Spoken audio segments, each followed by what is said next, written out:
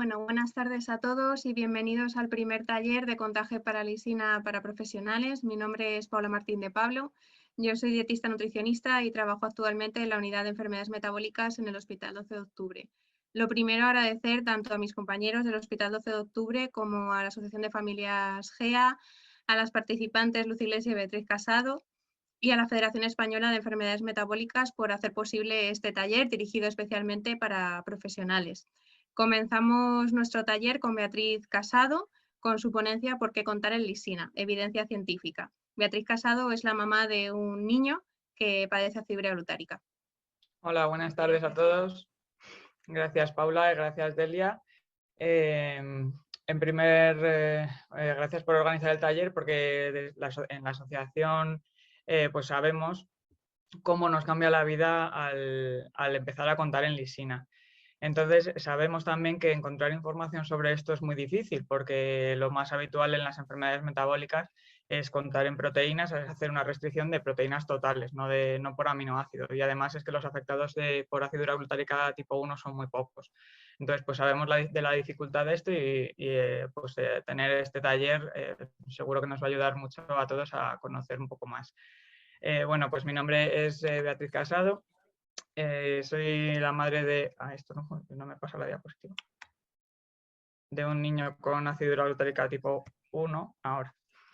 Y cuando Iván era un bebé, pues contábamos en proteínas, como casi todo el mundo. Pero yo leía y leía artículos sobre la enfermedad. Entonces empecé a encontrar algunos que hablaban de que era mejor contar en lisina. Entonces, antes de nada, lo que hice fue hacer la prueba. Y busqué el contenido en lisina de los ingredientes de dos tipos distintos de puré de verduras que en ese momento comía Iván, y calculé tanto la lisina como las proteínas. Y bueno, me dio un resultado tan diferente que ya nunca jamás pude estar tranquila contando en proteínas. Así que bueno, pues ¿cuál eran estos artículos? ¿Cuál es realmente la evidencia que hay a favor del contagio en lisina? Pues tratándose de una enfermedad que es tan poco prevalente, tampoco podemos esperar que haya muchísimos artículos sobre esto, pero sí que hay algunos. El principal, y en el que actualmente se basa el manejo de la enfermedad en casi todos los centros, es este, que es publicado por los doctores Boy y colaboradores del Hospital Universitario de Heidelberg, publicado en el 2016. Heidelberg es un hospital de Alemania. En este hospital tienen una unidad que es exclusivamente para tratamiento de acidura glutárica tipo 1 y llevan aproximadamente unos 100 pacientes de cribado neonatal, o sea que tienen bastante experiencia, y aparte los que no son de cribado. Y en resumen, lo que nos cuentan en esta segunda revisión de las recomendaciones para el diagnóstico y manejo de la acidura glutárica tipo 1 es que en los niños con acidura glutárica debe reducirse la lisina para tener una seguridad para evitar el acúmulo de los metabolitos tóxicos, pero a la vez hay que mantener una ingesta suficiente de tanto de lisina como de otros aminoácidos, de micronutrientes esenciales y de energía que les permita a los niños crecer con normalidad. Y lo que nos dice a favor del contagio en lisina es que la lisina es un aminoácido que es muy variable en la proteína natural. Varía tanto como entre el 2 y el 9% en los distintos alimentos. Y esto lo que implica es que el contenido en lisina podría variar en dos alimentos hasta de 3 a 4 veces. Cita unos cuantos estudios, bastantes, que confirmarían este mejor pronóstico neurológico en los niños que tienen dieta reducida en lisina, estudios suyos y de otros, y además toman la fórmula exenta de lisina y baja en tristófano, o sea, el Anamix, comparado con los del tratamiento antiguo de hace más de 30 años, que solo basaban el tratamiento en la reducción de proteínas totales. No existen, obviamente, estudios comparativos entre contagio entre lisina y proteínas que tomando ambos Anamix, porque ahora mismo no hay estudios de ese tipo.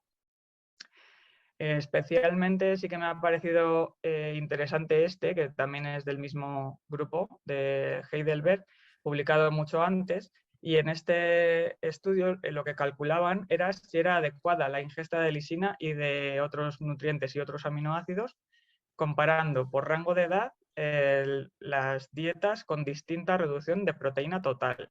Y, por ejemplo, para un rango de edad determinado, veían que una dieta con 1 gramo de proteína por kilogramo de peso al día no aportaba suficiente lisina, ni otros aminoácidos, ni otros micronutrientes, pero si cambiaban a 1,4 gramos de proteína, sí aportaban suficiente energía, suficientes micronutrientes, pero excesiva lisina. Entonces concluían que, dado que la lisina tiene esta gran variabilidad, la única manera de tener en estos niños una dieta segura y además adecuada para evitar la malnutrición sería el contar directamente la lisina. Este hospital, el de Heidelberg, tiene también publicado un documento que es muy útil, que es esta guía para padres y pacientes. Entonces, aparte de explicar muy bien lo que es la enfermedad, el régimen de emergencia, etcétera, nos cuenta muy detalladamente en qué consiste la dieta restringida en lisina, porque ellos cuentan en lisina por edades.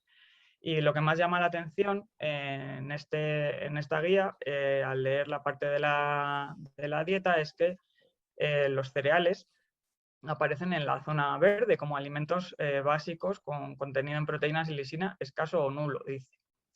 Y a nosotros, o sea, cuando se cuentan proteínas, habitualmente lo que se restringe mucho los cereales porque nos dicen que nunca van a poder comer una ración normal. Entonces, nos choca mucho cuando leemos esta guía, que son alimentos que incluso ellos los consideran libres, o libres entre comillas, porque luego al final se cuenta todo, pero alimentos que tienen un contenido en lisina muy bajo. Y los frutos secos también nos llama la atención porque habitualmente en las dietas restringidas en proteínas pues son alimentos que no son adecuados por su alto contenido en proteínas, y aquí aparecen en la zona amarilla, que serían alimentos adecuados para el día a día, pero en cantidad limitada. Entonces, ¿por qué ocurre esto? Pues ocurre precisamente por la variabilidad tan importante que tiene la lisina en los alimentos naturales, que esto parece que no debe ocurrir así con otros aminoácidos, como sería la fenilalanina.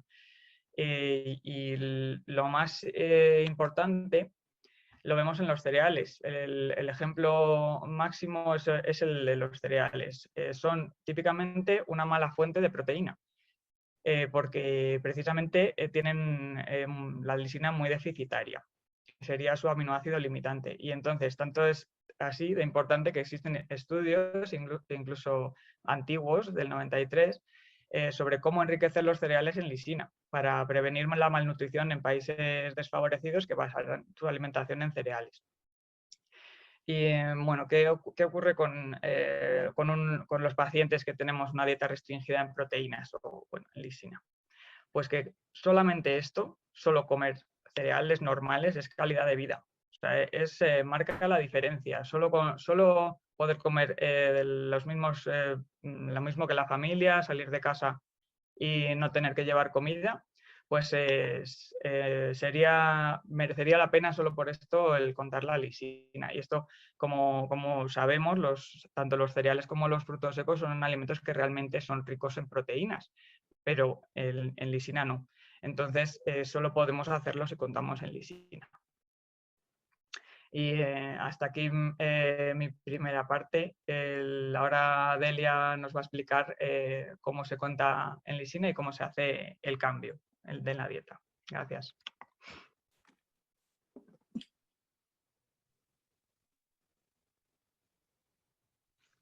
Bueno, muchas gracias a todos y muchísimas gracias, Beatriz. Lo primero, avisar que por favor todas las preguntas las realicéis en el chat y se responderán al final, a no ser que haya alguien que luego al final tenga una duda y prefiera hablarla por el micrófono.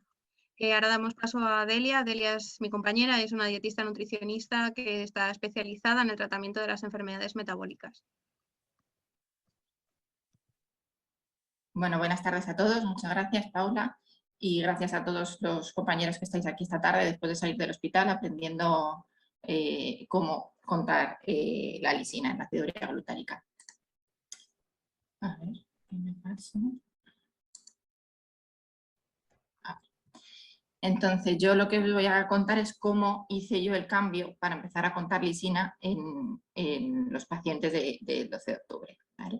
primer lugar quería agradecer a las familias GA1 que nos impulsaron a hacer este cambio desde el principio, a Beatriz, que vino muchas veces diciéndonos hay que hacer el cambio, contar lisina. Yo le decía, sí, Beatriz, pero no tengo forma de contar lisina porque no tengo una base de un listado de alimentos con contenido de lisina, o no sé cómo calcular los procesados, ¿no? Y a partir de ahí, pues la Asociación de Familias GA1 se pusieron manos a la obra a ayudarnos a hacer listados, a buscar cómo contar los procesados. Y bueno, pues gracias a ello llevamos 2 años contando lisina en las acidurías glutáricas. Entonces, para empezar a contaros cómo hice yo el cambio de contar lisina, a ver, un segundito. A ver, no, perdonad un segundo, ahora. En primer lugar, esta tabla que está en las guías del 2011 del diagnóstico y tratamiento de la aciduria glutárica ya nos daba la cantidad de lisina por diferentes grupos de edad que necesitan por kilo de peso y por día los pacientes con aciduria glutárica. Nos lo da hasta los 6 años. A partir de los 6 años recomienda una dieta con bajo contenido o con alimentos cuyas proteínas tengan bajo contenido de lisina. Entonces, a partir de ahí, pues basándonos en esta tabla, es lo que hemos estado haciendo siempre con las proteínas, ¿no? Si nos dicen de los 0 a los 6 meses, de los 7 a los 12 meses, de año a los 3 años, qué cantidad de lisina necesitan por kilo de peso y día los pacientes, pues simplemente calculamos por su peso. Por ejemplo, en esta niña de año y medio, que pesa 10,5 kilos, cuando no sabemos qué cantidad de lisina va a necesitar, pues si el rango está entre 80 y 60, podemos coger el punto medio, que serían 70, y multiplicarlo por su peso, y nos saldría que podría tomar 735 miligramos de lisina al día.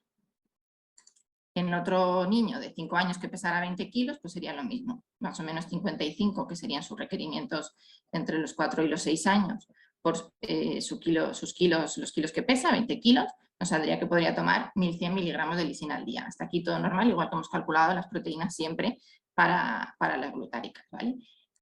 Y aquí ahora nos planteamos, o yo me planteaba, sé lo que tienen que tomar de lisina, pero ¿cómo cuento esa lisina?, ¿no?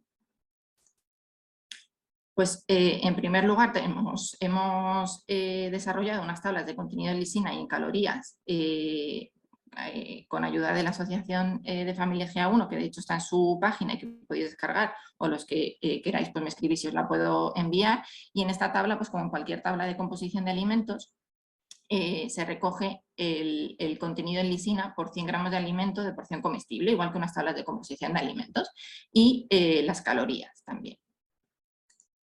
Y claro, las tablas de composición de alimentos están bien para ver la cantidad de lisina que tienen los alimentos frescos, pero hasta ahora las familias llegaban a los supermercados y veían directamente en la etiqueta qué cantidad de proteínas tenía un alimento, y eran capaces de, a simple vista, decir, pues este alimento puedo o no puedo por su contenido en proteínas. Pero claro, cuando íbamos a hacer el cambio a lisina era muy difícil descubrir simplemente viendo una etiqueta si ese alimento era alto en lisina o bajo en lisina. Entonces, para eso, luego se explicará Beatriz cómo se pueden calcular todos esos alimentos procesados que vemos las proteínas en la etiqueta en el supermercado, pero no sabemos si son altos o bajos en lisina, con una tabla que hay con factores de conversión para transformar esas proteínas en lisina.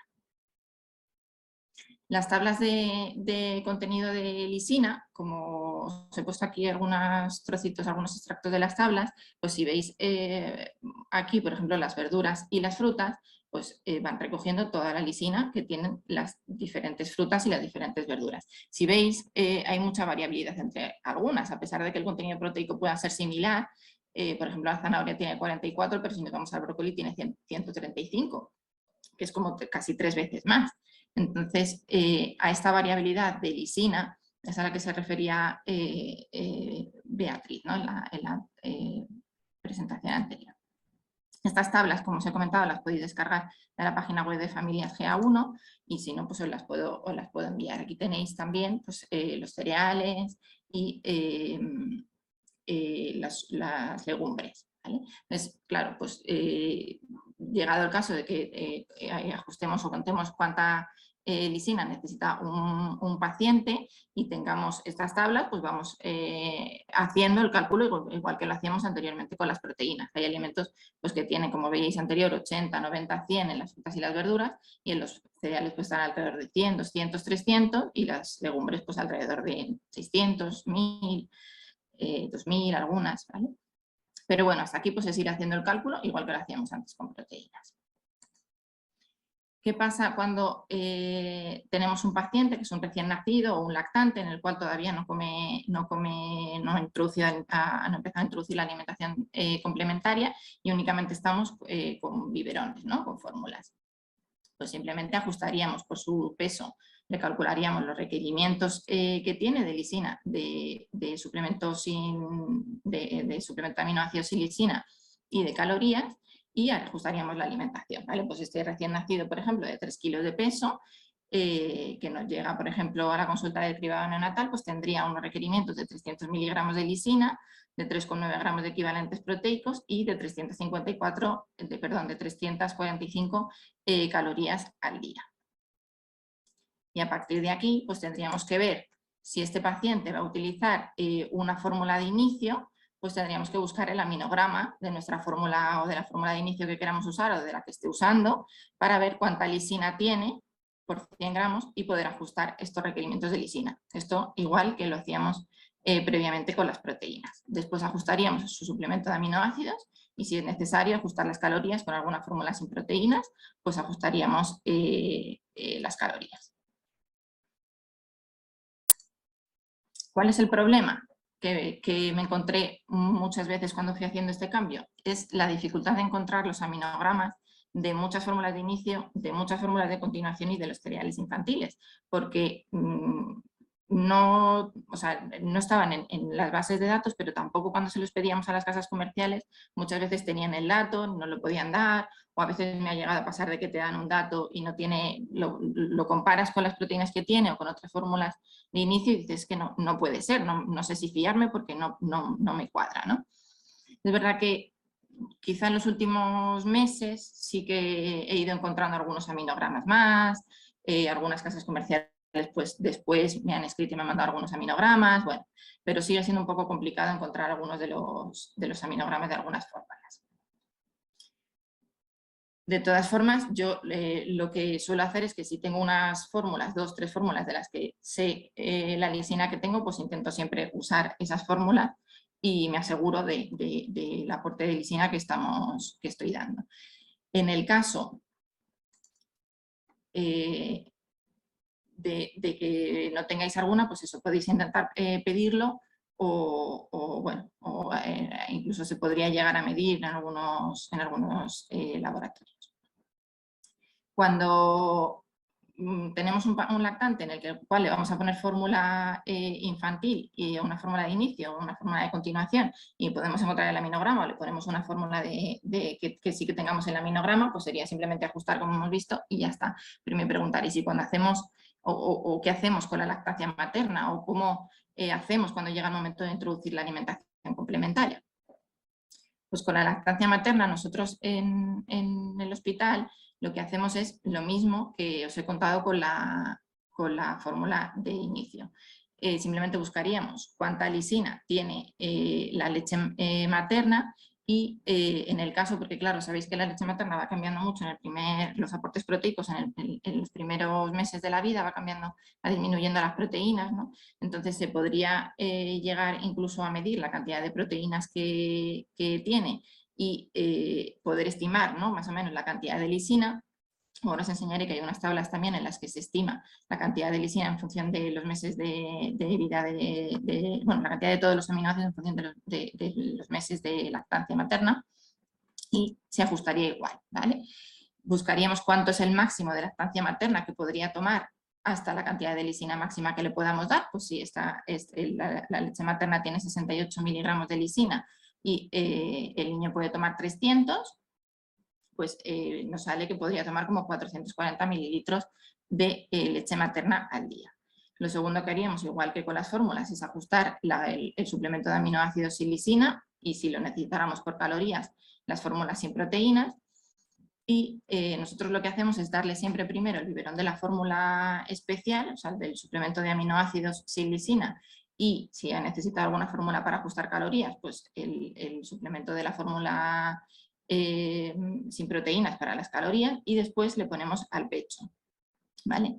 ¿Sabemos la cantidad de leche materna exacta que toma? No, pero nuestra experiencia es que, si os fijáis, claro, estos 440 mililitros de leche materna diaria, ¿vale? Suponen, para los requerimientos de este paciente, que serían 345 calorías, suponen 308 calorías. Entonces, está casi en el 80% o más de las calorías que tiene que tomar solo con la leche materna, ¿vale? Y tenéis que contar que antes le damos el biberón de la fórmula especial, con lo cual es muy probable que no se pase, aunque le pongamos al pecho. Y de hecho la experiencia es que ni siquiera llegan, que cuando vamos haciendo controles de aminoácidos, cuando están con la lactancia materna, muchas veces necesitan un suplemento, a pesar de que se siga con la lactancia materna, necesitan un suplemento o poner una parte de esa lisina en una fórmula de inicio, porque no llegan, ¿vale? No llegan a tomarse toda la cantidad de leche materna como para pasarse de la lisina, porque los requerimientos en esos primeros meses de la vida son muy altos, ¿vale? De todas formas, pues se harían controles o hacemos controles de aminoácidos más frecuentes para asegurarnos que no nos pasamos, o que tampoco se está quedando corto, y ya está, ¿vale? Pero les ponemos directamente al pecho porque no, habitualmente, yo os digo que la experiencia nuestra es que no se pasan, y en muchos casos que ni siquiera llegan a pasarse de la lisina. Este es el estudio que os decía del 2018, en el que recogen todos los aminoácidos de la leche materna entre los 1 y los 6 meses de vida, ¿vale? Cómo va cambiando, cómo va disminuyendo la cantidad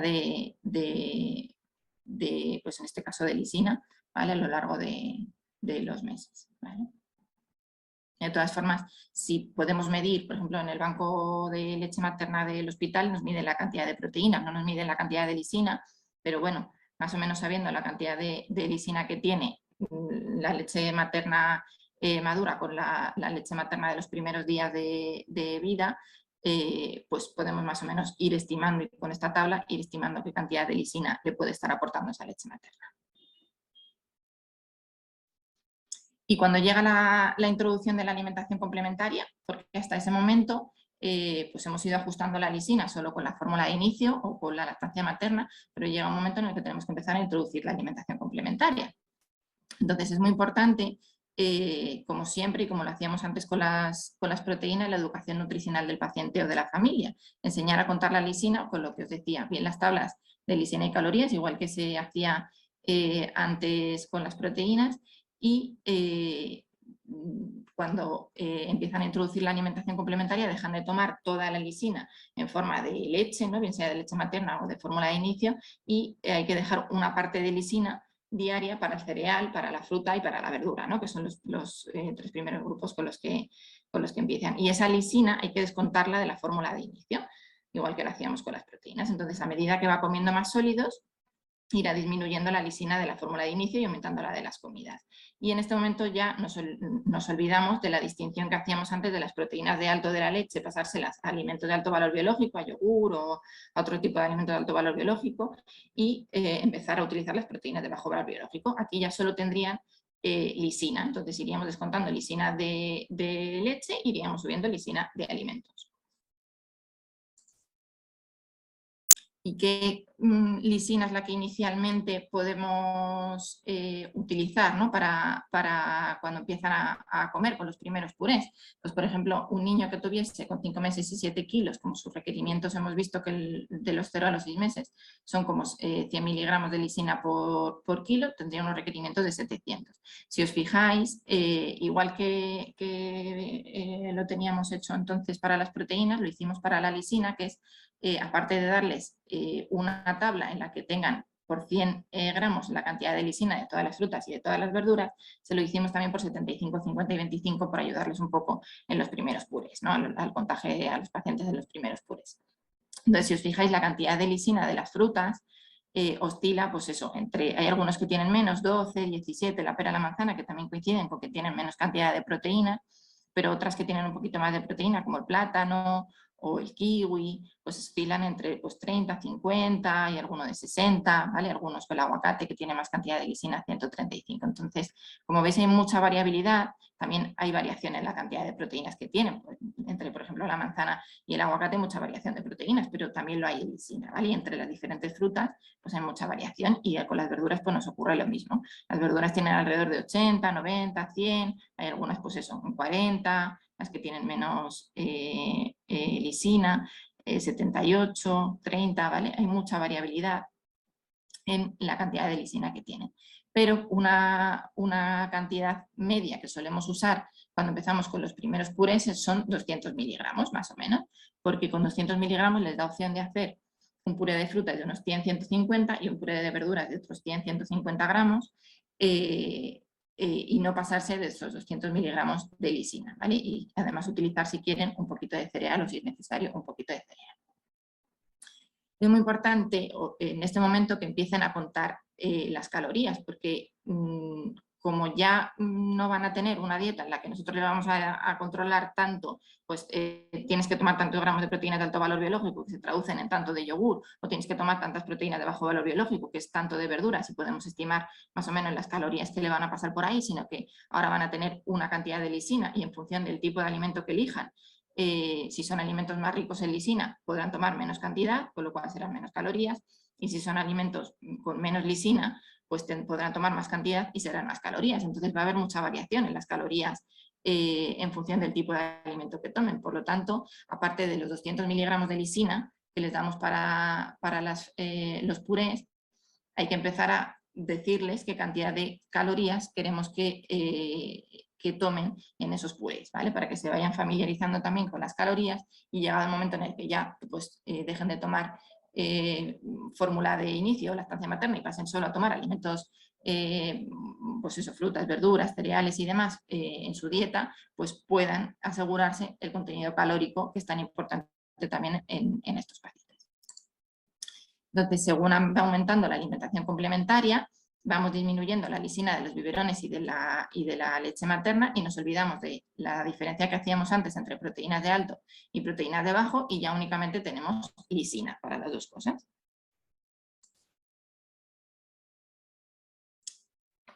¿Por qué yo me empecé a dar cuenta de que era tan importante realmente hacer el cambio a lisina en la glutárica? Pues en las guías que os enseñaba antes del 2011 ya nos dice que el ratio lisina-proteína varía considerablemente en los alimentos naturales, ¿vale? Las fuentes de proteína natural que tomaban estos pacientes, y que además los pacientes en seguimiento de dietas bajas en proteínas, que cuentan por lisina, o sea, en seguimiento de una dieta baja en lisina, en función del tipo de alimento que tomen para llegar a ese presupuesto de lisina diario que tienen, van a tomar una cantidad de proteínas u otra, que es lo que nos contaba Beatriz con sus purés de cuando hizo el cálculo al principio, que tenían la misma cantidad de proteína, pero la cantidad de lisina era completamente diferente, ¿vale? Pues habrá niños que tomen mucha cantidad de proteínas porque tomen todo a base de alimentos muy bajos en lisina, y habrá otros pacientes que tomen menos cantidad de proteínas porque tomen alimentos con más contenido de lisina. ¿Y a qué nos referimos con esa variabilidad en los alimentos?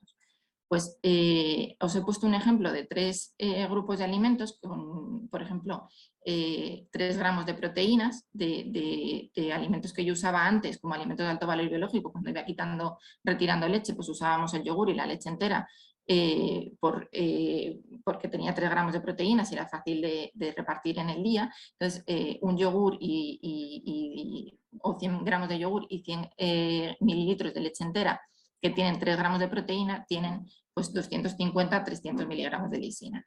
Comparándolo con 2 verduras que tienen más o menos el mismo contenido en proteínas, he elegido estas justo por eso, por compararlos con que tenían la misma cantidad de proteínas, pues tienen como entre 2 y 2 veces y media menos lisina que el yogur y que la leche. Pero es verdad que antes ya hacíamos esta separación contando unas cosas en proteína de alto y otras cosas en proteína de bajo porque sabíamos que ya tenían menos lisina.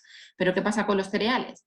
Pues que los cereales, teniendo un contenido proteico mayor que tanto el yogur y estas 2 verduras, teniendo el doble de contenido proteico, 7 y 6,5, tienen menos lisina que tiene, por ejemplo, el yogur y la leche entera, ¿vale? O sea, un yogur natural de 100 gramos tendría más lisina que 100 gramos de pan blanco, ¿vale? A pesar de que el pan blanco tiene el doble de proteínas que tiene el yogur. Entonces, por ejemplo, 3 gramos de proteínas naturales traducidas a 100 gramos de yogur natural aportarían 248 miligramos de lisina. Si esos 3 gramos de proteínas se los damos en champiñón, estarían aportando 107 miligramos de lisina.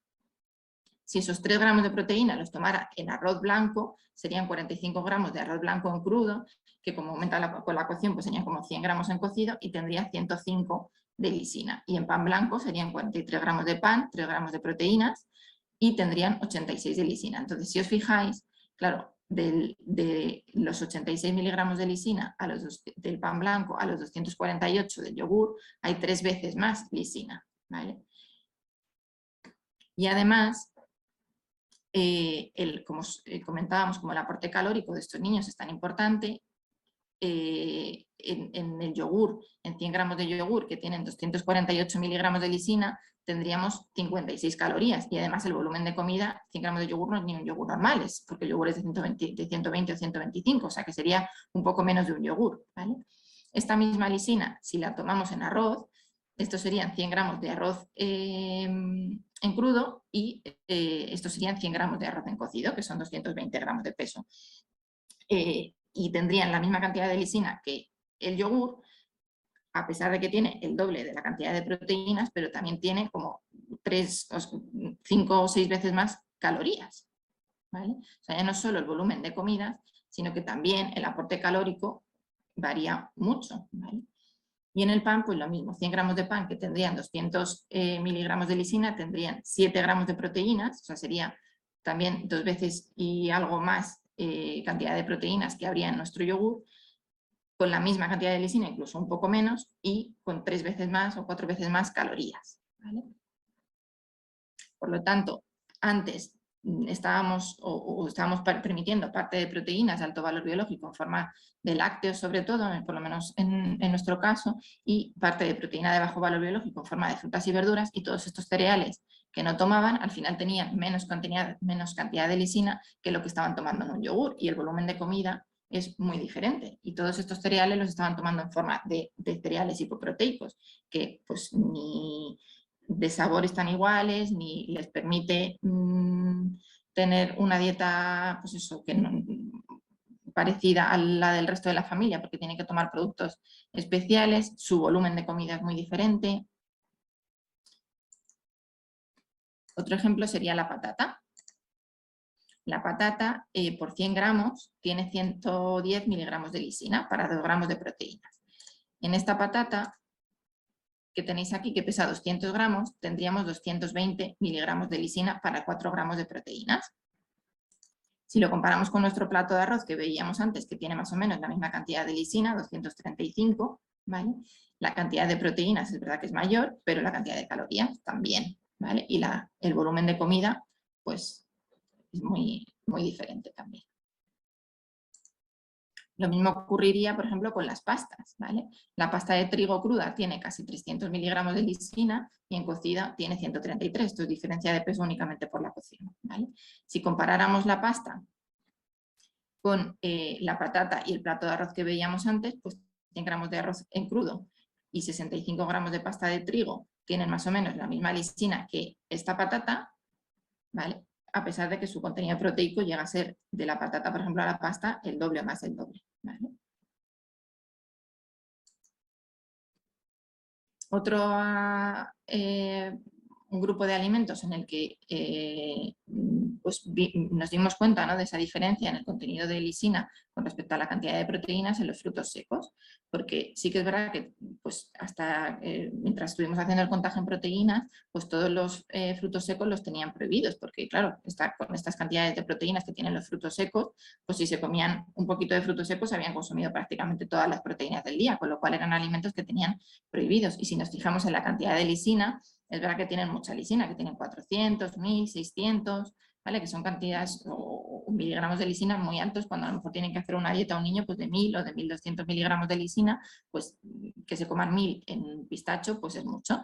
Pero yo me di cuenta con la castaña y con la nuez de macadamia de que, por ejemplo, si les dejábamos 1 gramo de proteína en forma de castaña, porque la castaña era el único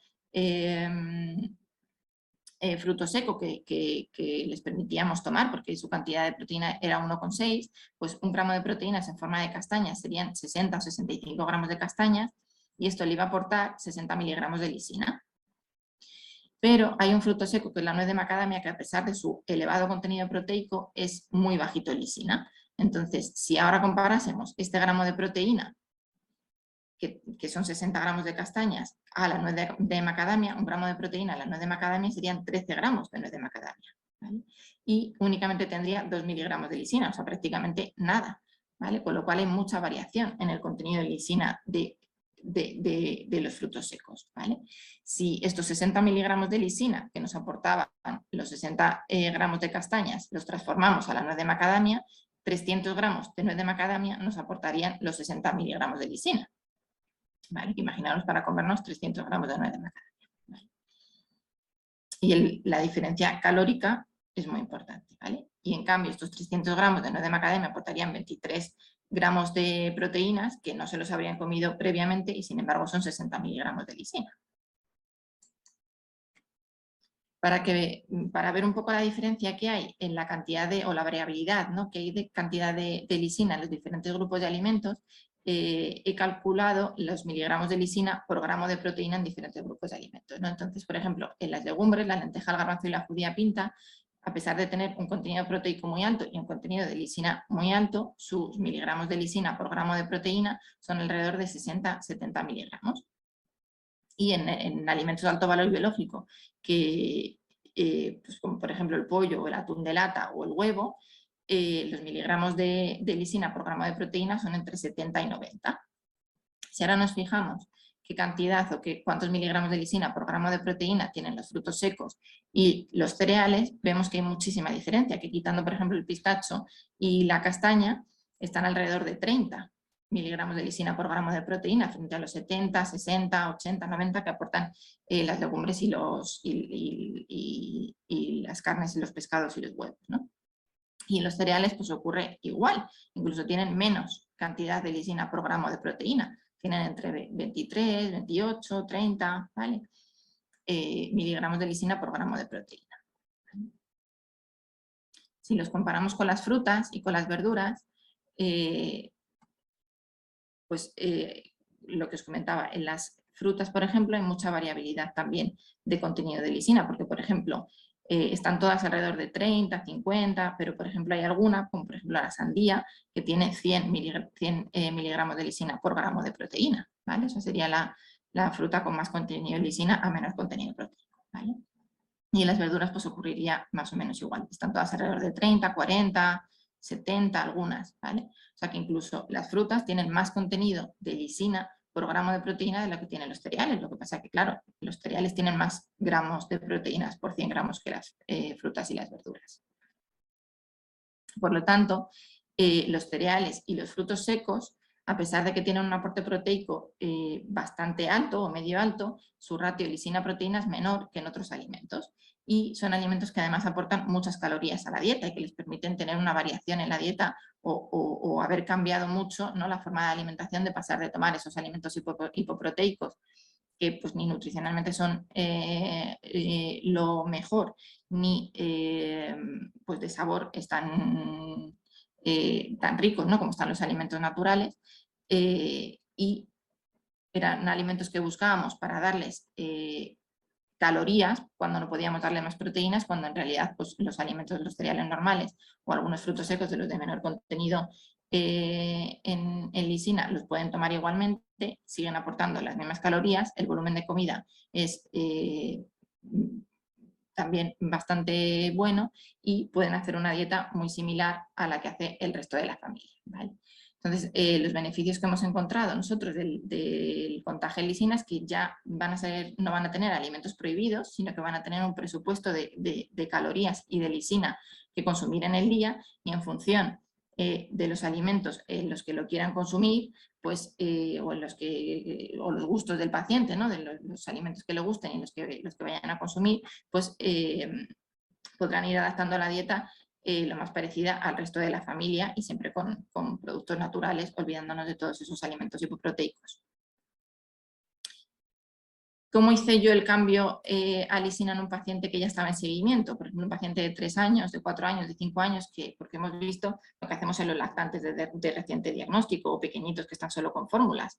Pero cuando tenemos un paciente que lleva 3 años, 4 años o 5 años contando proteínas y ahora de repente les enseñamos a contar lisina, ¿cuánta lisina le podemos dar? ¿No? Porque, claro, las tablas que os enseñaba antes de las guías te dicen más o menos qué cantidad de lisina necesitamos por kilo de peso y por día, según en función de la edad, pero un paciente que le tenemos perfectamente ajustado por proteínas, de repente le queremos cambiar a lisina y puede que, pues como hay un rango, que si cogemos el rango bajo se nos quede corto, si cogemos el rango alto se nos quede un poco pasado, ¿no? Entonces, ¿cómo hice el cambio para asegurarme o que esos pacientes siguieran con su buen control que tenían contando previamente por proteínas, a empezar a contar lisina? Pues lo primero que hicimos fue una calibración de la encuesta, una calibración de dieta normal, ¿vale? Para descubrir o averiguar qué cantidad de lisina o qué variación de lisina tenía de unos días a otros, ¿vale? Pues como podía variar mucho el tipo de alimentos que comía de unos días a otros, pues también podía variar mucho la cantidad de lisina que consumía un día y otro. Entonces, con una calibración de dieta fuimos sacando la cantidad de lisina que comía los diferentes días y con la media de esa lisina que consumía, pues si estaba bien controlado la mantuvimos y si no, pues la ajustamos según sus necesidades y sus controles de aminoácidos. Un ejemplo, uno de los ejemplos en los que más me he dado cuenta del cambio que han tenido las dietas de estos pacientes al empezar a contar lisina es en esta niña de 13 años de edad que tradicionalmente llevábamos un tiempo viendo que su lisina, cuando le hacíamos analíticas de aminoácidos, la lisina que tenía siempre estaba en el rango alto, dentro de lo normal pero en el rango alto. Entonces siempre su pediatra y yo pensábamos que era una niña que comía más proteínas de las que nos contaba, porque con la cantidad de proteínas naturales que tomaba, nos parecía raro que tuviera la lisina siempre tan alta, porque era una niña que tomaba 12 gramos de proteínas de alto y 8 gramos de proteínas de bajo, o sea, en total 20 gramos de naturales, que eran 0,5 gramos por kilo de peso y día de proteínas. Entonces nos parecía que con esa cantidad de proteínas tener siempre la lisina tan alta, pues decíamos siempre, pues esta niña debe estar tomando más cantidad de proteínas de las que nos cuentan.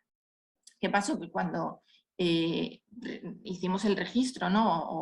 o apuntamos, vimos a ver en qué comía esas proteínas para ver cuánta lisina consumía, pues vimos que esos 12 gramos de proteínas de alto se los comía todos en forma de alimento lácteo. Hacía 4 tomas al día de 3 gramos de proteínas y siempre en forma de alimento, de productos lácteos, de yogures o de natillas o flanes y demás. Y luego tomaba otros 8 gramos que repartía en las diferentes tomas del día en forma de frutas y verduras, sobre todo en verduras. Y el resto de su alimentación pues era productos hipoproteicos, pues arroces, pastas, galletas, panes y demás hipoproteicos para llegar a las calorías y para tener un volumen de comida o para tener una cantidad de comida aceptable en las comidas, ¿no?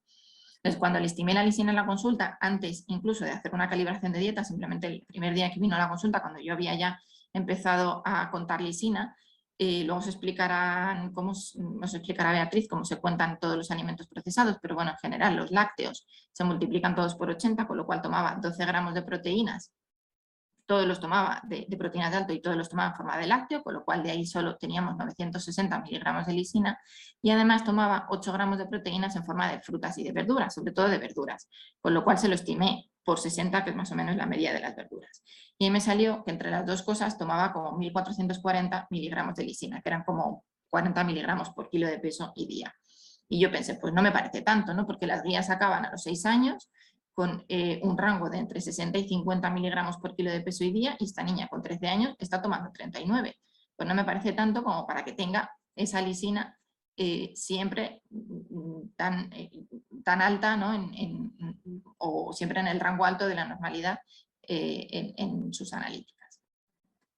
Aún así, le hice una calibración de la dieta para ver exactamente qué cantidad de lisina estaba tomando y entonces me mantenía los 960 que habíamos estimado en forma de lácteo, porque como esos los tomaba siempre en lácteo y son por 80, eso no hubo variabilidad. Donde más variabilidad hubo es en la lisina que yo le había estimado para frutas y verduras, porque yo le había estimado que eran como 480 y en realidad eran 760 lo que estaba tomando, ¿vale? ¿Por qué? Pues porque su mayor fuente de proteína de bajo valor biológico que tomaba eran alimentos que tenían mucha cantidad de lisina, pues era patata, era sandía, eran alimentos que tenían mucha cantidad de lisina, entonces estaba tomando mucha cantidad de lisina en forma de esos productos esos alimentos de bajo valor biológico, total que estaba como 46 miligramos por kilo de peso y día.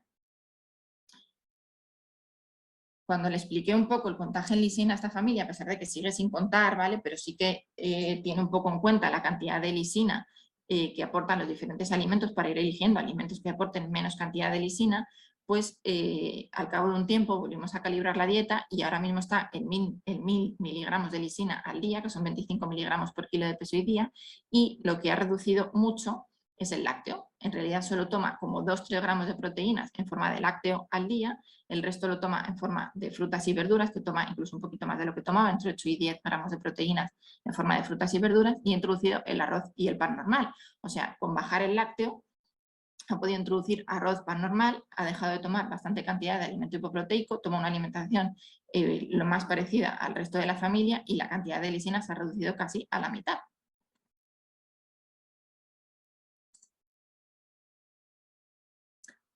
Esto es un registro de la alimentación real de uno de los pacientes nuestros, porque cuando explicamos, ¿no?, el contaje en lisina y el contaje y a contar calorías, siempre cuando les pedimos calibración de dieta les pedimos que hagan esto, y es que nos apunten la cantidad de lisina y la cantidad de calorías al lado, primero para que ellos se den cuenta de si van llegando todos los días a las calorías y a la lisina que tienen prescrita para cada día, y para que cuando luego nosotros recibimos esas dietas y las calibramos, pues asegurarnos que el contaje está siendo, que lo están haciendo bien, que no hay no porque lo hagan mal, sino porque a veces pues algunos alimentos pues hay algún fallo con la cantidad de lisina que tienen o alguna cosa, entonces para asegurarnos siempre les pedimos que lo hagan así, ¿vale?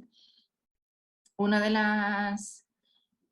los avances, ¿no?, que he visto desde que empezamos a contar lisina hasta ahora es la aplicación que luego os contará Luz, la aplicación que ha desarrollado la Asociación de Familias GA1, porque aparte de ayudarles mucho a los pacientes en el contagio de lisina, porque meten su presupuesto de lisina y de calorías y van metiendo los alimentos que van comiendo en el día y van descontando y les va diciendo la cantidad de lisina y de calorías que les queda para el resto del día, les permite, pues a raíz de, pues lo van usando todos los días, van completando su dieta todos los días y luego les permite exportarlo. Y lo exportan así, a un Excel que nos pueden enviar en el que vemos la cantidad de alimento, de cada alimento que van comiendo por cada toma, la cantidad de lisina que tiene cada uno de esos productos que van comiendo en el día y la cantidad de calorías. Entonces ellos se aseguran de llegar a las calorías y de llegar a la lisina, y a nosotros nos es muy fácil recibir donde han registrado su dieta de 3 días o de una semana o de lo que queramos hacer la calibración, y vemos rápidamente si están llegando a la lisina o si están llegando a las calorías que tiene prescritas y cómo lo reparten en el día o en qué tipo de alimentos lo toman.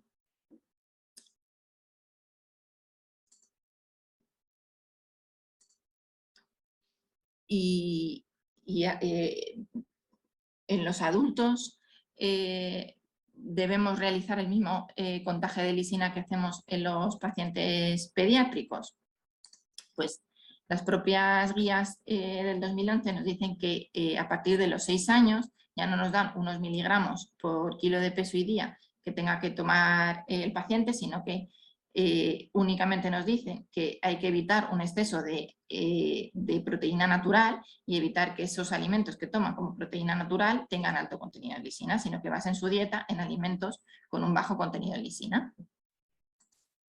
Para ayudarles en esto a los pacientes y que los adultos no hicieran el contagio en lisina, pues hicimos lo que llamamos el semáforo del contenido de lisina de los alimentos, ¿no? Entonces le registramos, hicimos 4 columnas en el que dejamos como contenido bajo todos los alimentos que aportaban menos de 100 miligramos por 100 gramos de alimento, contenido medio los que aportaban entre 100 y 200, contenido alto los que son más de 200 y muy alto los que son más de 500, porque claro, más de 200 puede que sea un alimento del que vayan a tomar poca cantidad y a lo mejor solo aporte 200 o 200 y poco y lo puedan consumir, pero más de 500 en una dieta de un adulto que a lo mejor tome 1000, 1500 miligramos de lisina, pues que se coman un alimento que ya aporta 800 o 1000, pues han comido la lisina de todo el día. Entonces así, pues por ejemplo las frutas están todas entre contenido bajo y contenido medio algunas, la mayoría en contenido bajo, las verduras igual. Las legumbres están en contenido muy alto porque como habéis visto están todas alrededor de 1000, 900, 1000 miligramos de lisina por 100 gramos. Los frutos secos, pues la diferencia, ¿no?, de la nuez de macadamia, de las castañas que estarían entre contenido bajo y contenido medio, y de otros frutos secos como la nuez o los piñones que tienen contenido alto pero no tienen contenido tan alto como por ejemplo el pistacho o tienen las almendras, ¿vale? Y de las que podrían tomar, si toman poquita cantidad, pues podrían tomar. En las harinas y cereales, como comentábamos en la presentación también anterior, pues estarían en contenido medio de lisina o en contenido alto algunos de los integrales. Los lácteos, huevos y pescados y carnes, carnes, pescados y huevos estarían todos en el contenido muy alto porque están todos alrededor de 1000, 2000 miligramos de lisina, y los lácteos pues varían un poco, algunos en función de la cantidad de proteína pues pueden estar alrededor de 200, 300 miligramos de lisina, y entonces están en contenido alto, pero bueno, no en los de más de 500. Y hemos mantenido el huevito de codorniz en el contenido medio de lisina porque un huevo de codorniz en realidad, como pesa 10 gramos, tiene únicamente 88 miligramos de lisina, y si solo se toman ese huevo de codorniz, pues lo podrían seguir tomando porque al final no tiene tanta cantidad de lisina, ¿vale?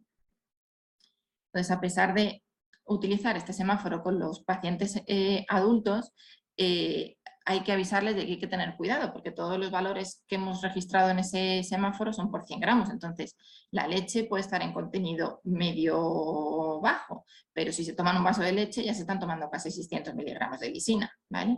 En cambio, si se comen un plato de 50 gramos de pasta que luego lo cuecen, que se transformaría como en 100 o 100 y pico, se están tomando solo 150 miligramos de lisina. Entonces, hay que tener en cuenta también la cantidad de alimento que toman, porque no es lo mismo, pues eso, un vaso de leche o una patata que pesa, o dos patatas, como en la foto que os enseñaba antes, que pesan 400 gramos y que ya tienen 440 de lisina, frente a un plato de pasta que tendría 150 miligramos de lisina, ¿vale?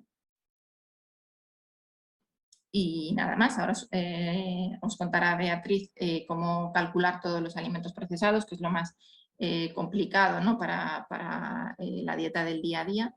Y bueno, si tenéis alguna duda, pues luego al final resolvemos. Muchas gracias. Muchas gracias, Delia. Damos paso a Beatriz Casado, que nos va a contar la variabilidad y los beneficios del contagio en lisina y cómo calcular alimentos procesados. Adelante, Beatriz.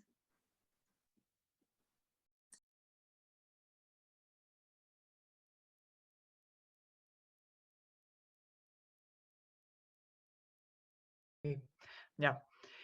Bueno, entonces nos queda solo ver cómo se calculan los alimentos procesados. A ver. Ya hemos visto, nos ha contado Delia lo de pues las restricciones que suponen, o sea, la rigidez que más bien que supone el pautar cierta cantidad de proteínas de alto, medio y bajo valor biológico, y sobre todo en nuestro caso cuando hay tantas opciones de medio valor biológico que nos sirve, de las que pueden comer una cantidad prácticamente normal. Hemos visto también que los niños con acidura glutárica tipo 1 pues pueden hacer una dieta variadísima y muy adecuada en cuanto a cantidad y a necesidades nutricionales sin depender en el día a día de los hipoproteicos, que esto es pues fundamental para nuestra calidad de vida. Bueno, se me ha colado esta diapositiva. Bueno, lo único es para comprobar que la variabilidad existe incluso en los cereales, y hay que tener especial cuidado con los que llevan avena, que es la excepción que confirma la regla. La avena es muy rica en lisina y tiene mucha más lisina que calorías que aporta. Y eso, nada más eso.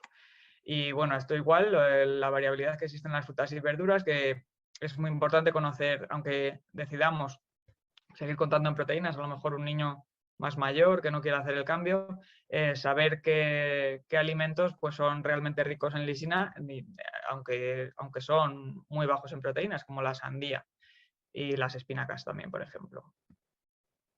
Y ya nos metemos en el cálculo de alimentos que llevan etiqueta, es decir, todos los procesados. Y para eso pues echamos mano de la guía para padres del Hospital de Heidelberg, donde viene esta tabla.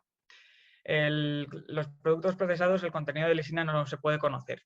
Se puede calcular un valor estimado que es bastante exacto a partir de la información que nos aporta la lista de ingredientes, y para calcularlo necesitaríamos solamente mirar el contenido de proteína total del producto y la fuente de proteína de lo que está compuesto.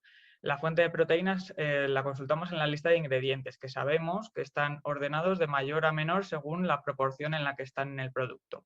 Y tenemos en esta tabla 12 apartados en los que vemos los distintos tipos de alimentos procesados y la fuente de proteína principal. Y aquí un numerito que son los miligramos de lisina por cada gramo de proteína que tendría este alimento. Este número es una estimación o una media entre los la cantidad de los miligramos de lisina por cada gramo de proteína de cada fuente de proteína principal de cada producto. Entonces, para hacer el cálculo, se consulta la tabla y según los ingredientes que tenemos en el producto, pues vemos si es, por ejemplo, se ajusta al apartado 2, serían los panes, pastas, galletas sin leche ni huevo. Es importante ver que no tengan leche ni huevo en ninguna proporción, pero que no sean trigo, espelta, maíz o, bueno, es que son alimentos alemanes, o sea que sí que se ve que hay una cierta diferencia, porque aquí, por ejemplo, el mijo no se utiliza y la espelta bastante poco, sobre todo serían trigo y maíz y todos los demás, centeno, avena, arroz, cebada. Pues vemos que elegimos el apartado al que más se ajusta a nuestro alimento y vemos la cantidad de proteínas que tiene este alimento. Y entonces esta cantidad de proteínas totales la multiplicamos por el factor que corresponde en cada grupo y nada más. Y eso nos da los miligramos de lisina estimados por cada 100 gramos de ese producto. Y esto se ve mejor pues, con ejemplos. Por ejemplo, este tipo de yogures o postres vegetales a base de frutas y la gelatina o cualquier otra fuente de proteína vegetal con alto contenido en lisina, en este caso sería la proteína de guisante, que es alta en lisina, se multiplicarían por 55. Entonces, vemos en las proteínas totales que tiene, que son 0,4, y lo multiplicamos por el factor y nos daría que 100 gramos de este yogur vegetal, o bueno, de este postre vegetal, tendrían 22 miligramos de lisina, que es poquísimo. También hemos visto que, porque a lo mejor esta tabla pues, se revisa cada cierto tiempo, hay un apartado en concreto que es el del chocolate con leche que no nos encaja del todo.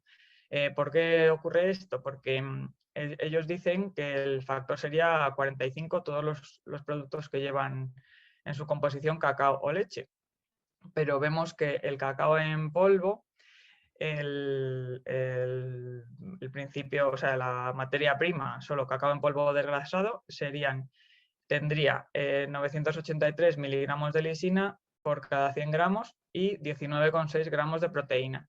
Si calculamos los miligramos de proteína por cada gramo de proteína de cacao, lo dividimos y nos saldría 50 miligramos de lisina por proteína de cacao. O sea que como mínimo, por ejemplo, el Nesquik de toda la vida, que solo tiene como única fuente de proteína cacao, porque el resto es azúcar y vitaminas y grasas,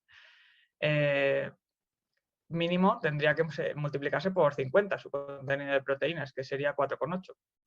Pero si además es una chocolatina de chocolate con leche y la leche tiene 80 miligramos de lisina por cada gramo de proteína, pues aumentaría el contenido en lisina. Así que el factor por 45 se nos queda a nosotros muy corto y hemos decidido o bien hacerlo directamente, pues calcular los miligramos de lisina por cada gramo de proteína y multiplicarlo por 50 si la única fuente de proteína es el cacao, y si tienen cacao y leche, pues utilizar el factor 60, que es el que utilizamos para otros productos vegetales o cereales con leche o huevo, y hacerlo igual, multiplicar por 60 en lugar de por 45. Cabe la posibilidad, como en estos casos, que no haya ningún apartado en la tabla que cuadre con los ingredientes que tiene el alimento, como por ejemplo los potitos estos que son a base de frutas con algún cereal, con galletas o con cereales. No hay ninguno en la tabla, no sé si es que en Alemania no existen, pero no están en la tabla. Entonces lo que se puede hacer es calcular una media del contenido en lisina de los 3 ingredientes principales, que en este caso serían el plátano, la manzana y la harina de trigo que tienen las galletas. El plátano tendría 50 miligramos de lisina entre 1,4 gramos de proteína total, nos daría 35 miligramos de lisina por cada gramo de proteína de plátano. La manzana 12 entre 0,3, 40 miligramos de lisina. Y la harina de trigo, hemos visto ya antes que es unos 22 miligramos. Y hacemos una media y el factor que nos saldría sería 32. Se puede hacer así, si no encontramos ninguno que se ajuste, hacerlo así como una media, o bueno, hemos visto ya por experiencia que todos los productos que en su composición llevan frutas y además cereales, que son pues estos alimentos sobre todo infantiles, el factor 30, que es el que utilizamos para los productos a base de cereales, el primer apartado de la tabla, que son cereales, solo fundamentalmente trigo y maíz, pues se ajusta bien a estos alimentos. Entonces multiplicamos 1 gramo de proteína total que tienen los potitos por 30 o 32 y nos daría pues 32 miligramos de lisina por cada 100 gramos de este producto. Otro ejemplo que también utilizamos mucho son los lácteos, que ya ha dicho Delia, que son todos por 80. Los lácteos se consideran todos los que tienen leche en el primer lugar de la lista de ingredientes y se multiplican por 80. Y, por ejemplo, estos yogures de sabores, que tienen 2,8 proteínas totales, pues tendrían por 80 224 miligramos de lisina por cada 100 gramos. Por último, porque tampoco he puesto ejemplos de todos, pero vamos, que son siempre igual. Estas hamburguesas vegetales que vemos que tienen 50.000 ingredientes, pues se ajustarían al apartado 8, que serían derivados de patata, como cremas, salsas con leche o huevo y derivados de soja. Y las fuentes de proteína las miramos en la lista de ingredientes y serían patata, soja y otras legumbres, huevo o leche. En este caso tenemos que las hamburguesas estas vegetales tienen patatas, copos de patata, harina de soja o habas de soja, trigo, la quinoa, que es otra legumbre, y luego el resto son todo verduras. Bueno, la col cale esta también tiene bastante rica en proteínas. Y tienen de proteína total 4,2. Se multiplicaría por 60 y nos daría 252 miligramos de lisina por 100 gramos de estas hamburguesas.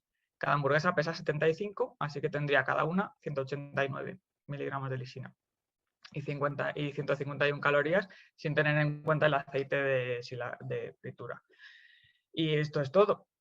Nosotros con la tabla, la verdad es que en una semana más o menos nos la aprendemos y en un mes no la tenemos ni que mirar.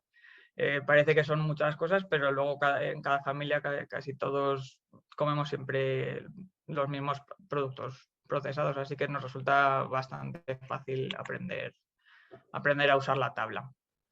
¿Vale? Así que nada, si tenéis cualquier duda o queréis que os ponga más ejemplos, pues me decís, ¿vale? Muchas gracias.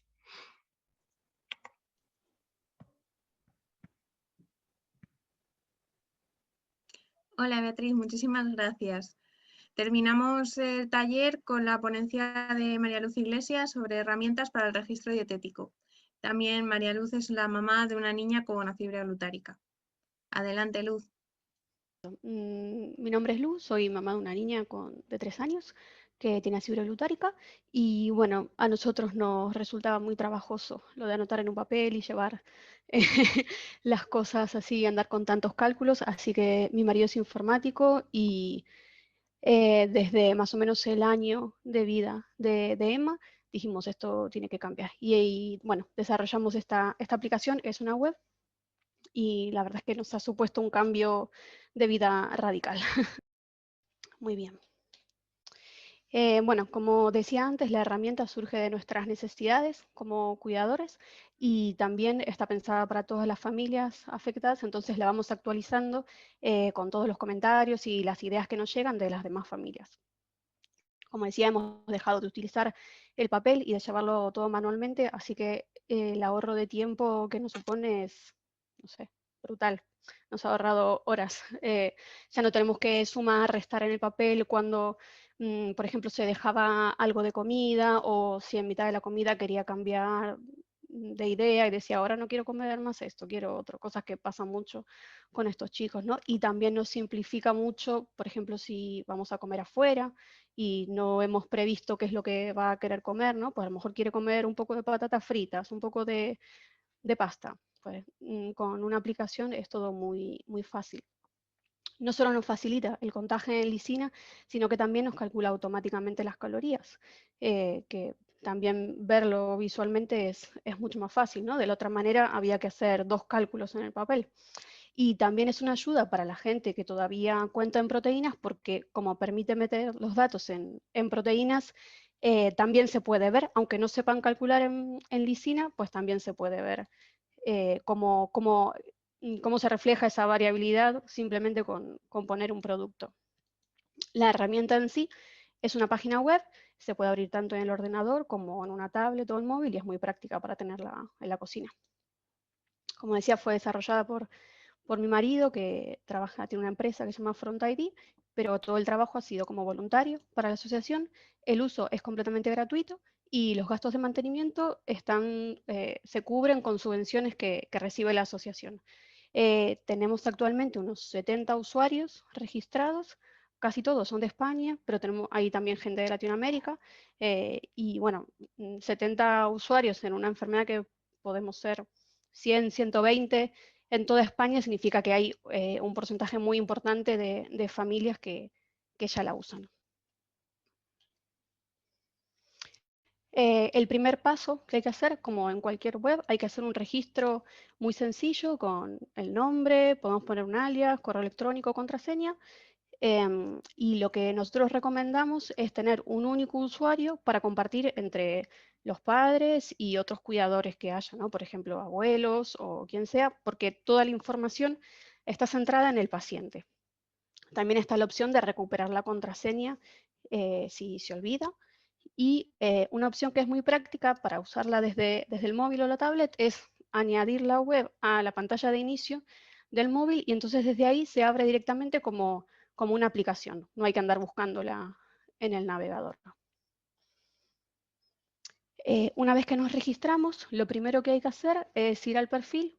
Este sería el menú principal y nos vamos al perfil. Y aquí se completa, además de la información de la cuenta, ¿no? Lo que sería el correo electrónico, la contraseña que se puede cambiar desde aquí, toda la información médica, digamos, o bueno, dietética del paciente, ¿no? Podemos poner el presupuesto de lisina que tiene, la ingesta energética, las calorías a las que hay que llegar, también las calorías para el régimen de emergencia, y hay un apartado que es muy útil, que es el protocolo, ay, perdón, se me ha pasado, el protocolo de emergencia, donde podemos poner toda la información que nos dan nuestros médicos para tenerla bien a mano, ¿no? Y que se quede guardada sobre el protocolo de emergencia, y también tenemos el apartado de notas personales, donde simplemente podemos poner, por ejemplo, cómo le preparamos la fórmula, qué medicina se toma, para que también si hay cuidadores que no son habituales, como los abuelos o cualquier otra persona, pueda tener toda esta información en un mismo lugar.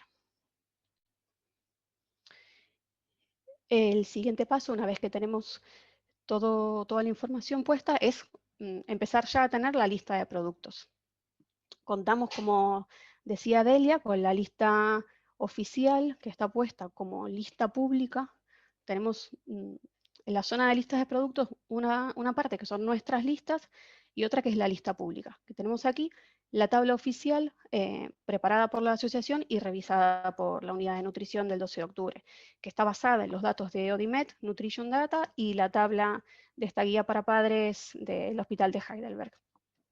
Esta tabla la podemos copiar tal cual y entonces se nos va a crear en nuestras listas una lista que pone copia de tabla oficial. Vamos, le cambiamos el nombre y ya es nuestra lista. Ya ahí podemos añadir nuestros productos, quitar los que no usemos, cambiarla, personalizarla completamente. Y otra opción es crear una nueva lista de cero y empezar a meterla nuestros productos. Podemos tener una sola lista o más. Por ejemplo, si queremos una lista de diario y otra lista que sea únicamente con productos para el régimen de emergencia. Pero solamente podemos tener una lista activa a la vez. Y si quisiéramos compartir listas con otros usuarios, también tenemos la opción de marcarla como pública.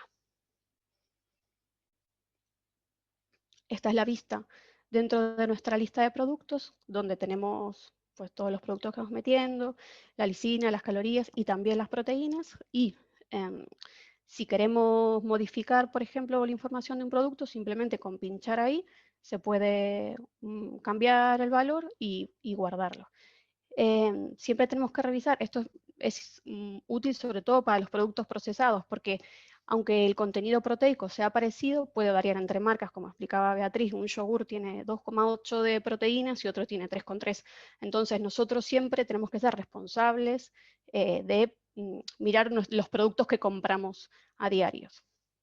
Podemos ir metiendo los productos de uno en uno con toda la información, o también si tenemos una lista propia, porque hay mucha gente que ya usaba un Excel, por ejemplo, pues se pueden importar todos esos datos con un formato de valores separados por comas. Y también lo que recomendamos es, cada cierto tiempo, exportar la lista, porque claro, esta lista va creciendo conforme pasa el tiempo, ¿no? Vamos comprando productos nuevos, haciendo cosas, entonces cada tanto nos podemos exportar un Excel que nos sirva como copia de seguridad y también nos sirve si en algún momento, por ejemplo, no tenemos conexión a Internet, tenemos ahí toda la información de nuestros productos. Ahora sí, que tenemos ya la lista hecha, podemos empezar a llevar el registro diario. Esta es la sección de registro de ingesta, donde simplemente nos vamos a nuevo registro y aquí escribiríamos el producto. Por ejemplo, se toma por la mañana Procero y ponemos la cantidad, 100, y cuando le vamos a guardar se van completando el registro con todo lo que está comiendo. Con estos 3 puntos de la derecha podemos modificar las columnas que se muestran, así como el orden. Podemos poner, por ejemplo, la hora a la que se ha comido algún producto. Podemos ver primero la lisina o primero la cantidad, las calorías. También está la opción de ver las proteínas, lo que pasa es que yo no lo tengo. Y es muy fácil, esto se puede modificar todo pinchando en cada registro. Permite, por ejemplo, si en mitad del desayuno se deja la mitad, pues pinchamos y cambiamos. Lo cambiamos de 30 a 15. O podemos borrar un registro o incluso añadir un mismo producto, pero con un valor negativo para restarlo por si por la tarde se termina de comer algo, ¿no? No queremos quitar todo para no tener que volver a pesarlo por la tarde, pues le quitamos lo que se ha dejado y por la tarde lo volvemos a poner. Estas barras de colores son muy prácticas porque nos van mostrando cómo va el día a día. Conforme va avanzando, cuando llega al 85%, tanto la lisina como las calorías pasan a amarillo. Y cuando la lisina llega al tope del presupuesto, cambia a roja y la barra de las calorías llega a verde para indicar que se ha cumplido el objetivo. Los valores que nos muestra al final de la barra es lo que queda de lisina y de calorías para el resto del día, y lo que se muestra aquí en el total es lo que lleva acumulado hasta el día. También tenemos un apartado, una pequeña herramienta de regla de 3, que siempre nos resulta muy útil para calcular cualquier cosa que no tengamos en la lista o para hacer alguna cuenta rápida, y una opción para exportar el registro del día para exportarlo a Excel y poder mandar ese registro dietético al dietista. Otra de las secciones que hay es el cálculo de recetas, que podemos ver recetas propias que nos creamos o también recetas públicas que vamos compartiendo entre todos los usuarios y que nos las podemos copiar. Esto nos ayuda a variar la dieta, también a tener más ideas. Aquí podemos ver distintas recetas, algunas que comparto yo, una de Beatriz, de otras personas de la asociación, y pinchando aquí veríamos la receta completa, el cálculo con la lisina, las proteínas, las calorías, y si nos gusta podríamos copiarla directamente para que se quede dentro de nuestras recetas propias. Esta sería la vista dentro de una receta. Aquí, no se ven. Aquí iríamos metiendo los productos y le ponemos el peso total de lo que pesa esa tortilla una vez que está ya cocida, ¿no? Aquí podemos poner notas, por ejemplo, yo no he contado aquí las calorías del aceite en el que está hecha la tortilla. También tenemos un apartado de regla de 3 para hacer cuentas. Al igual que ocurre en el registro, aquí no se llega a ver, pero hay 3 puntos y permite personalizar la vista para ver, por ejemplo, primero el campo de cantidad o de lisina o de calorías, lo que queramos ver. Y también en la parte de peso, por ejemplo, en vez de poner el peso total de esa receta ya terminado, lo que podemos hacer es ponerlo, por ejemplo, en unidades. Podría poner una en peso total y entonces cuando voy al registro de la ingesta, esto funciona después igual que un producto. Yo escribiría tortilla calabacín y le puedo poner o los 35 gramos, o bien si aquí pongo como es una unidad que se va a comer en una misma comida, pues le pondría 1 y ya está, y no tendríamos que andar pesando nada más después. Y este sería el último apartado, que es el del régimen de emergencia. El objetivo de este apartado es facilitar el régimen de emergencia domiciliario. No sirve para ir al hospital y por supuesto no sustituye el asesoramiento médico, sino que cada paciente tiene que seguir las indicaciones de su médico. En la barra de lisina vemos el presupuesto total de lisina del día a día. Esta herramienta no permite dividir la lisina en pasos porque es el usuario el que tiene que determinar si ese día tiene que estar a 0 de lisina o al 25% o al 50%, etcétera, ¿no? Eso depende mucho de la situación del paciente. Y en este apartado de protocolo de emergencia veríamos siempre la información que hemos rellenado antes en el perfil, en la zona de régimen de emergencia. Y después, en este campo de notas, sería como un bloc de notas para el momento. Podríamos guardar cualquier observación, por ejemplo, de a qué hora le subió la fiebre, a qué hora si le dimos medicación, si ha vomitado, toda la información que en este momento nos facilite llevar ese control, todo lo que tengamos que sacar de nuestra cabeza de ese momento y lo podamos tener ahí apuntado, siempre es muy útil. Y eso es todo. A nosotros la verdad es que nos ha simplificado mucho, los comentarios que tenemos de todos los usuarios son buenos, así que cualquier comentario o cualquier duda también me la podéis hacer llegar. Muchísimas gracias.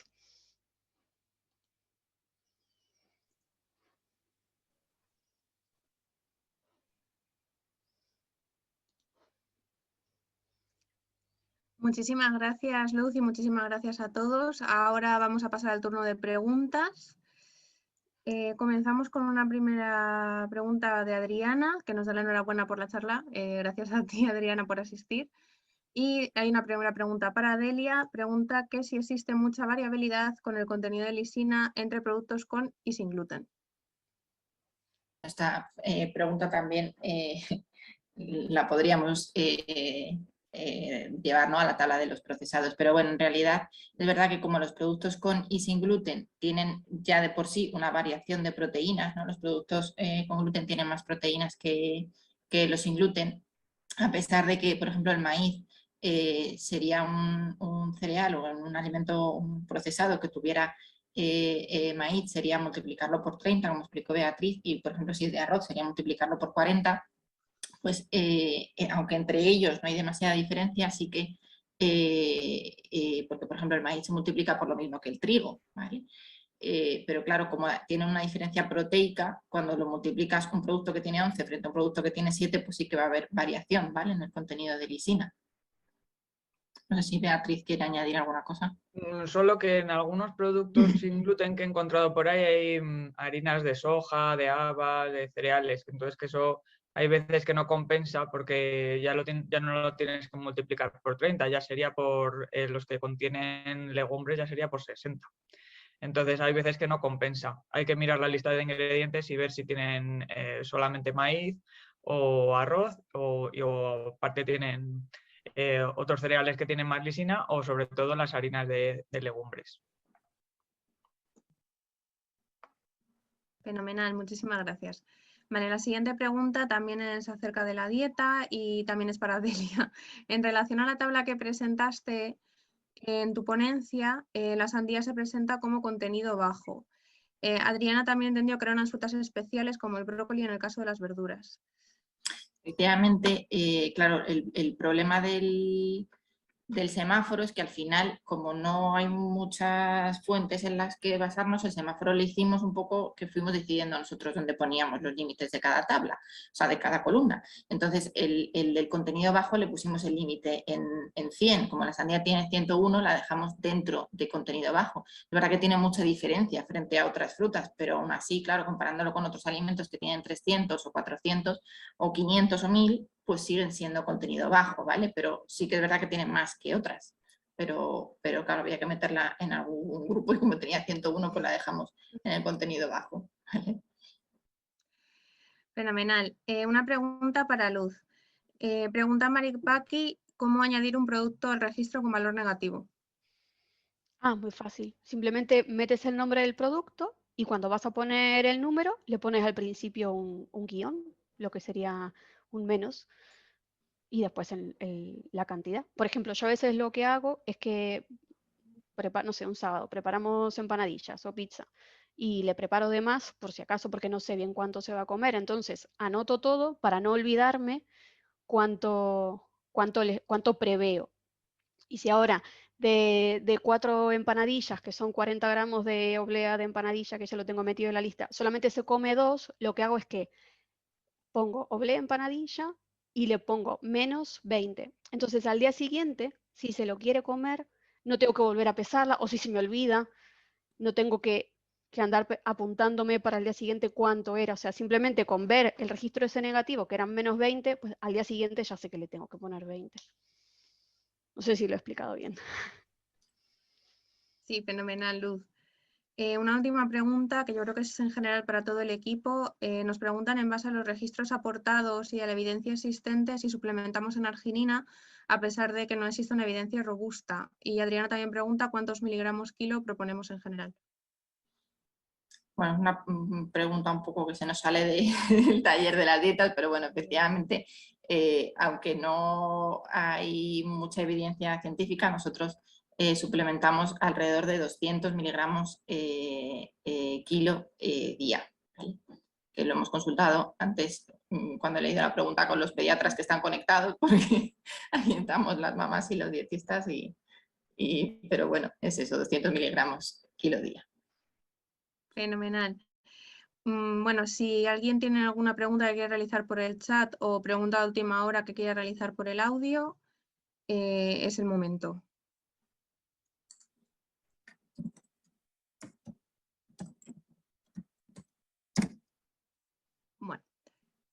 Bueno, como veo que nadie tiene ninguna pregunta, a ver, no hay pregunta.